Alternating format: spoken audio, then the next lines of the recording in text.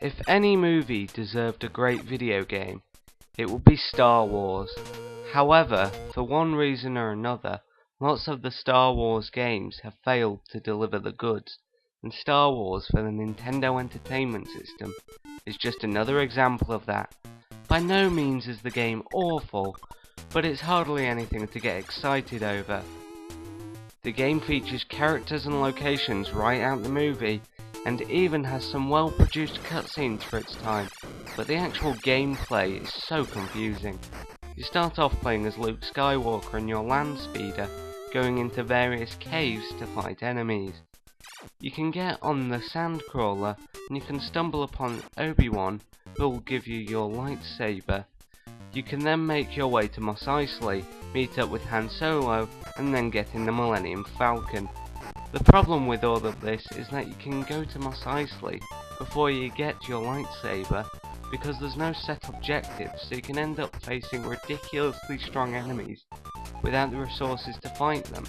This design flaw proves fatal when you get in the Millennium Falcon, because you get destroyed by asteroids in a matter of seconds. Turns out you had to collect all the little Millennium Falcons scattered throughout the previous parts of the game to level up your shield, but you're just supposed to know that. The platforming is very slippery. You definitely know you're not playing Mario here. You can unlock extra characters to play as. That's nice, I guess, but again, you can end up completely missing them. Also, the difficulty is just insane, and a lot of it feels cheap. I get that the platforming is tricky and the enemies are tough, but frequently you'll find yourself caught on an enemy or caught on spiky rocks, and there's little to nothing you can do about it draining your health. Another issue with the game is its music. Although at times you can see it try to recreate music from the movies, it just all sounds awful to me.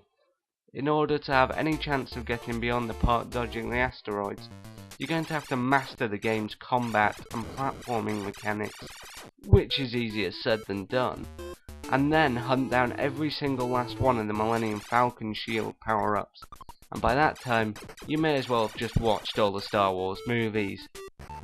The game has variety, it has multiple characters to choose from, a selection of weaponry, and tons of stuff right out of the movie, but I guess it's more Jar Jar than it is Bosk. And if you don't know who those characters are, then you'll certainly be wasting your time with this game. If you're as crazy about Star Wars as I am, then maybe it's worth a look. But expect a frustrating game that won't give you any indication of where to go and will pound you into the ground unless you're a true Jedi.